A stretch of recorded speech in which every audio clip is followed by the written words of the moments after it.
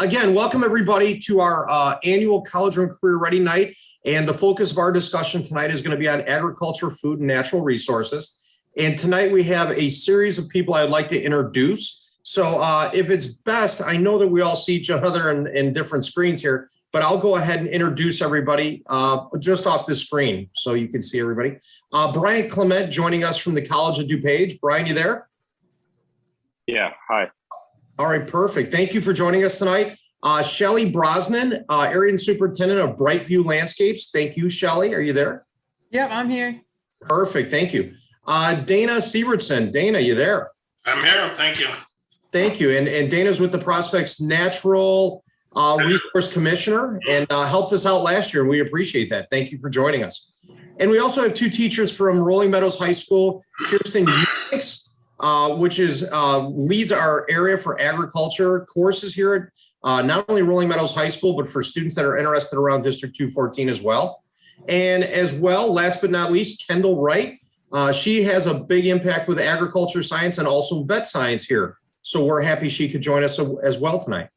But what we want to do is spend just a small amount of time with you tonight talking about this pathway that's been growing and really providing some great opportunities for kids around the district and here at Rolling Meadows.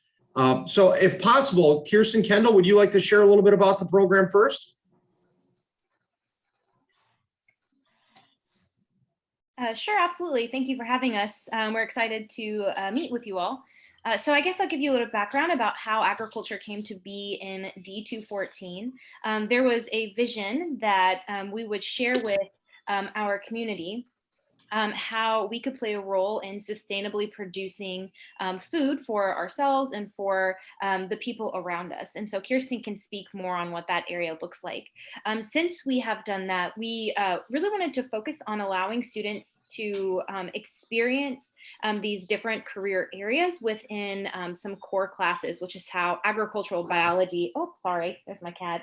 I'm the animal lady. Wanted to join us. Anyways, so yes, Kirsten, would you like to share about the food science side? Sure, yeah, hi. So I'm Kirsten Eubanks. So our food science side is really, really awesome and in-depth with the fact that we provide students with several different opportunities through agriculture biology, which is like the biology course that students can take their freshman year, as well as food science and our sustainable urban agriculture course, which is a dual credit course to the College of DuPage. So those three courses do focus a lot on the plant side. We have the amazing opportunity that we have a greenhouse that is attached to the school, as well as we have a high tunnel. So students are actively working with plants every single day that they have our food science class and our sustainable urban ag class. So we get to utilize that, and we're actually currently in the process of working towards some other amazing mechanics to utilize in classes as well. So these classes, students focus a lot on nutrition. They talk about plant health. They talk about sustainability within communities, either suburban communities as well as urban communities, and how we can change food production in a way that can benefit Earth. So that's very exciting, I think, personally. And then Kendall, do you want to share about the vet science portion? Absolutely. So agriculture, not just the animal side, but the industry of agriculture is one of our nation's largest employers, and an area that has a huge need for people right now is the animal industry. So everybody loves, not everyone, but quite a few people love dogs. And so we thought that this would be a great way to get students involved in agriculture, is to allow them to have a class that would focus on the health of small animals. So veterinary science was born. And in veterinary science, we have two courses that currently run. The first of which focuses on what happens when animals come into a veterinary clinic and they're healthy. So how do we assess things like their vital signs? How do we safely handle them? How do we groom them? What do they look like at the physiological level? And there's actually quite a few labs that are hands-on with live animals. There's a dissection. It's a really fun class. Veterinary Science 2 really focuses on what do you do when an animal comes into the clinic and it's ill or injured? So that one focuses on things like parasites, diseases, CPR and first aid, which is a certification that they can get in veterinary science too. It'll be brand new this year, so we're excited about that. And yeah, it's also just a really fun course. And we're hoping to continue to expand that in the future to continue to allow students to experience the veterinary field in an actual clinic. And again, with some more hands-on and really practical skills that they can immediately put to work in the job force. I'll let Dave talk more about that. Yeah, great. Thanks, Kirsten and Kendall, for explaining some of the classes, what our programs are about. I also have up here on the screen, for those of you that are new to District 214, maybe, we have a pathway book that's available online, and it talks about all the different pathways we have, but specifically agriculture, food, and natural resources, which is why we're here tonight to help you out. And these classes can be found, and the sequence of courses can be found in our academic handway path book, say that twice. And in it, you can find the credits, the courses, and the recommended sequence that we offer. So I hope that's there for you as well. Okay. At this point, are there any questions you have? And you're more than welcome also to stop us at any point, or if you'd like, also put your questions in the chat box. Okay. But what I'd like to do is keep kind of moving along here, because we've got some guests that I'd also like to hear from as well. And, oh, there we go. Let me back up. I actually had two slides for you. One was the food science that I had up here, which was specific to what Kirsten was talking about, ag science, sustainable urban ag, and our relationship with COD. And the second one, which we had that was up last, was the one with veterinary science that Kendall had talked about. And if you need more information on this, again, it's online, or we can even provide that for you. But at this time, what I'd like to do, if possible, is bring us all back here. And I want to include some of these people we have, both gentlemen, females, and males here, to talk a little bit about their aspect and what they see within the industry. And first one, I'd like to talk with you, Shelley, because you represent Bright Star Landscaping, which obviously is very large in size here in the Chicagoland area. But can you describe why students would want to go into this area and what a typical day would look like if they had knowledge within these content areas? Yeah, absolutely. So I work for Brightview. We are the biggest landscaper in the country, actually. But I didn't always work here. I actually got started a similar program that you guys just talked about. So that made me really excited. When I went to college, I did a program, Sustainable Agriculture. So super cool. But yeah, landscape, I think it's perfect blend of agriculture, but also construction at the same time. So you're following plans, you're following blueprints that someone's already designed, and you're installing native plants, or plants for a specific reason. So a typical day for me is emails in the morning, and then I go off to job sites in the afternoon for a few hours. I'll check on my various job sites. I travel a lot for work as well. So right now I'm in Michigan for a job site out here. And on the job site, I'll check on the status of the project, check on my team out there. Perhaps we'll get a delivery. Like today we had a delivery of 100 trees come in. So I had to check them all, make sure they were all up to par, and just deal with any problems that come up. And then the rest of the day, I'm just on calls and Zooms and meetings and that sort of thing. So I love it. I can't sit still. I'll try to sit still during this, but I can't sit still. So I can't work at a desk job. So it's perfect for me. So yeah, if anyone ever has any questions, I know I'll talk more, but you can reach out to me. All right. Thank you, Shelley. That was very helpful. Next, I'd like to jump over to Brian. Brian has worked with us for, I think this is about our second year, Brian, and he represents COD and has a really impressive program there for agriculture. And I was just wondering if you could talk to these students, because, in high school, you really don't consider these things maybe quite that early. And why would they decide to choose to go into some of these majors? And how would, the education here at District 214 lead to COD or any other colleges in our area? So yeah, I'm Brian Clement. I'm one of the full-time professors at College DuPage in the horticulture department and the department chair. We offer approximately 60 different classes in horticulture. We're one of the largest programs in the state. We offer 3 degrees one in horticulture, one in landscape contracting and management, and a degree also in sustainable urban agriculture, along with 9 different certificates.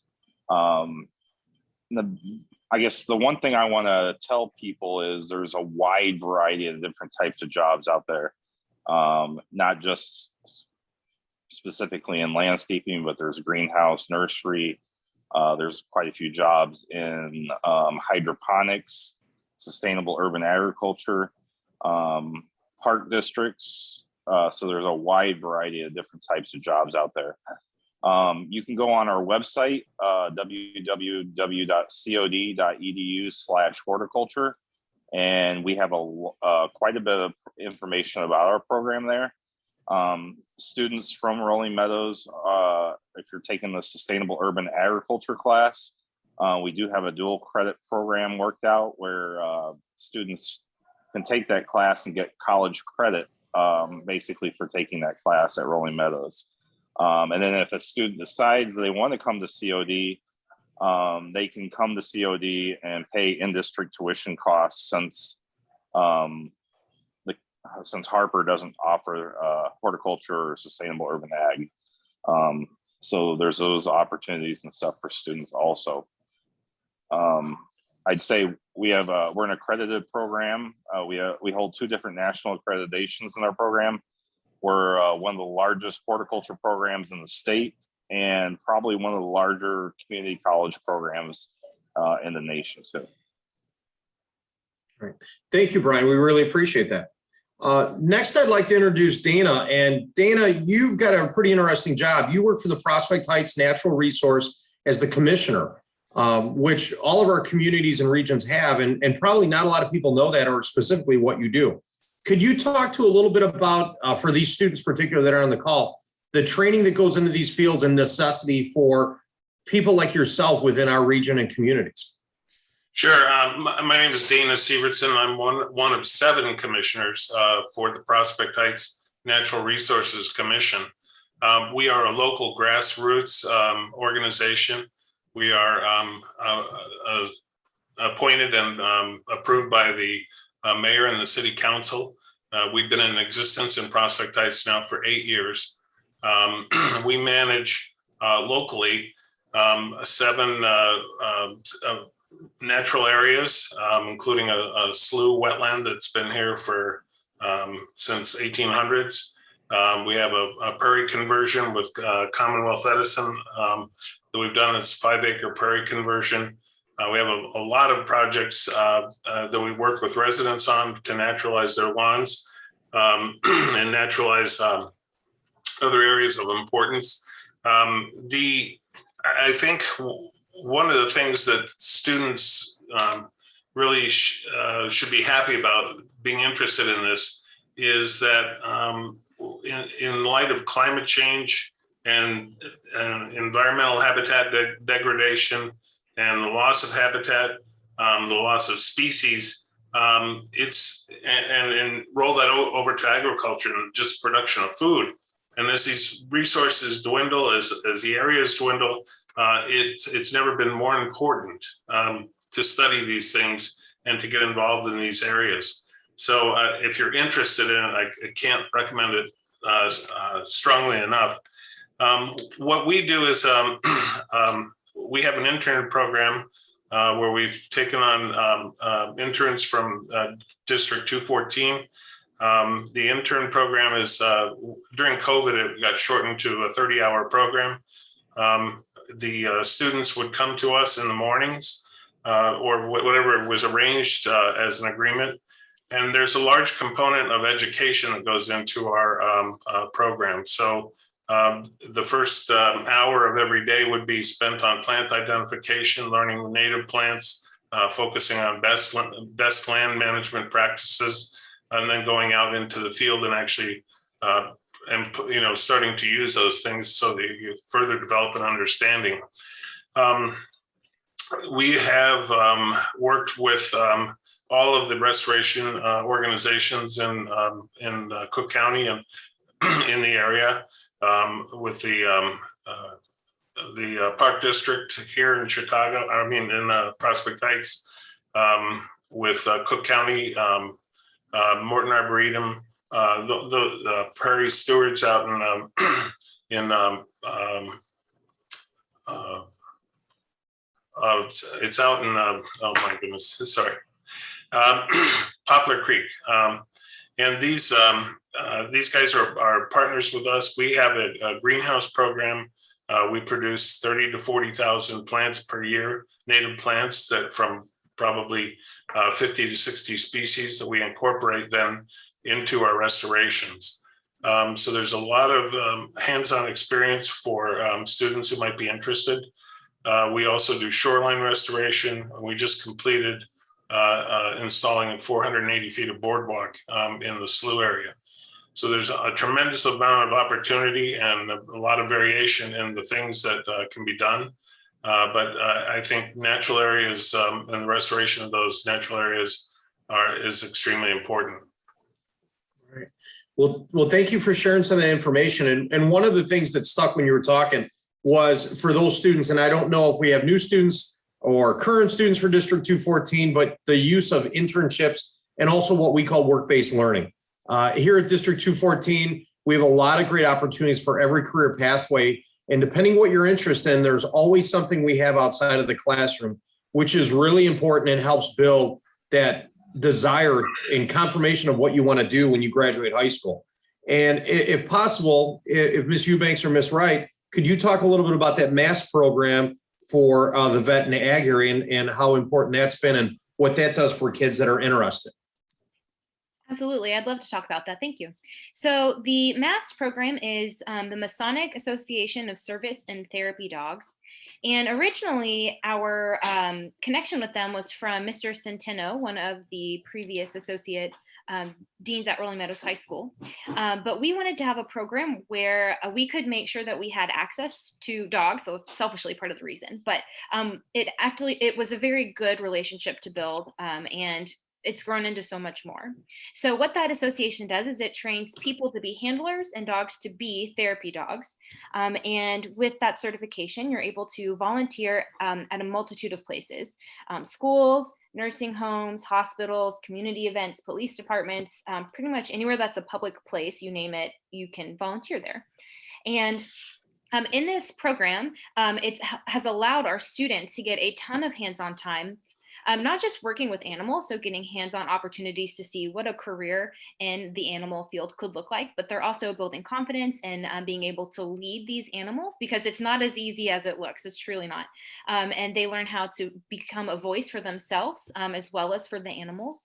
And it's been a really great way to bring students in and have them see that this could be a viable option for me as a career. And for some students, they think, you know, I tried it once, I'm not so sure about it, which is very beneficial as well. As Mr. Wiederzak says, sometimes not knowing what you don't want is as important as knowing what you do want. So that opportunity has been really good as well. And we have a cohort every fall and every spring. So we have several staff members who have gotten their own dogs personally trained. I know actually all three of the Rolling Meadows people here tonight have gotten their dogs certified, and we're able to bring them into the schools to work with students. And it's also become a way for students to have a little bit of stress relief. I work in our Mustang Hub, which is a tutoring hub, every other day. And Ralph comes with me when it's that day on a Friday.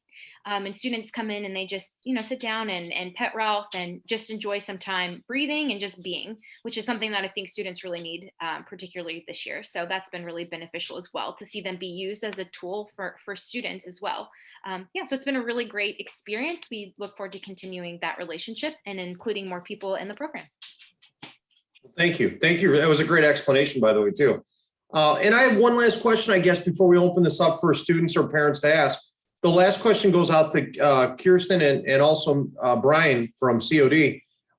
We spoke of dual credit, and I don't know these people personally, but dual credit means a lot to students right now that are in high school because dual credit really opens the doors. Just wondering if you can talk about dual credit within this pathway. And also, Brian, if you could talk a little bit further to what that does for students when they enter COD and some of the advantages behind that. Sure. So for the dual credit class for our food science pathway, it's the Sustainable Urban Agriculture. dual credit that they get. That credit for them specifically focuses on sustainability within food production. So for our students, they get to both problem solve how they are going to continue feeding the world with a growing population, with a thinning of space that we have. So our students do a lot of that type of problem solving in general, as well as they do a lot of working together to kind of come up with solutions. And I would say that a lot of the students, if you were to ask them, they probably would say that this is one of their favorite classes because they get to actively work on something that they're passionate about. A lot of these students are passionate about environmental sciences or sustainability. So they've been really enjoying that class, and it's only a semester long for our students. So it still leaves a lot of space open up for them to take other courses that they enjoy as well. So I don't know if Brian, you want to talk about kind of what that dual credit looks like as well, the college or communities. So, yeah, so when a student takes dual credit at a high school level, basically they're taking this pretty much the same college class that we offer at the community college, and the student basically doesn't have to pay for the class. They get credit for the class while getting high school credit also. So if a student decided that they wanted to come to COD after they graduate high school and major in sustainable urban agriculture or get a sustainable urban ag certificate, they have one class already completed basically, or one of the program requirements completed already. So they wouldn't have to retake that class when they came into the program at COD. There's more information on the horticulture website at cod.edu about the programs of study. It kind of lays out a pathway or a map, and we'll also have printed copies available at Rolling Meadows High School in the next week or two, once I get those brought over there. But that'll kind of lay out that pathway and show a student what courses he or she could take through that pathway. It'll lay out some different types of jobs, job opportunities. All of our students complete internships as part of the degree requirements for both our certificates and our 3 degrees that we offer too. Well, perfect. Thank you for that explanation, because for students that aren't used to dual credit or it's new to them, that's really some important information.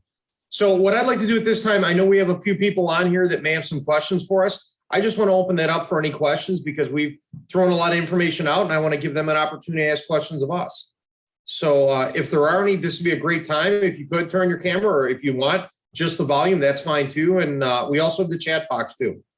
So please feel free to ask any questions at this time.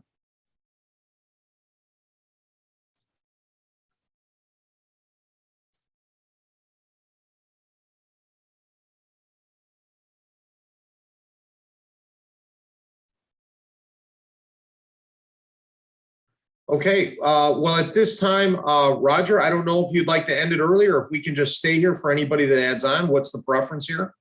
We're more than willing. Yeah, we can stay on for a few more minutes if you guys don't mind. I do No, see not some at people all. jumping off a little bit, but yeah, they should been able to unmute. I'm gonna just send a quick message to allow them to unmute themselves if they want to. Okay, thank you.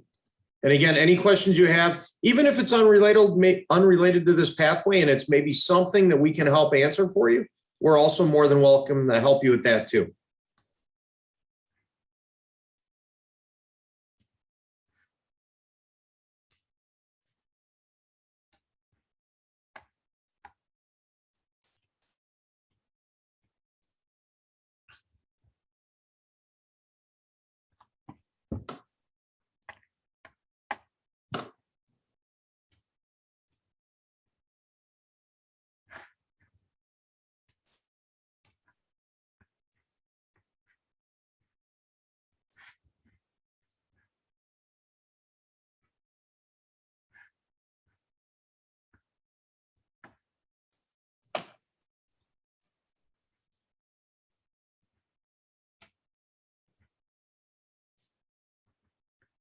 Okay, looks like we're probably good for tonight. Again, appreciate everybody joining us this evening. Thank you, panelists, for some of you for a second annual Zoom. This makes it all available to all our students. And again, this video, this whole event is recorded for students to access it beyond today. So I'm sure we're going to have more people as they get into their pathways and learn more about agriculture in school, that they're going to get an opportunity to view this. Again, thank you, everybody, and have a good rest of your evening. Thank you. Thank Right. you. Thank you. Thanks. Have a good night. You too.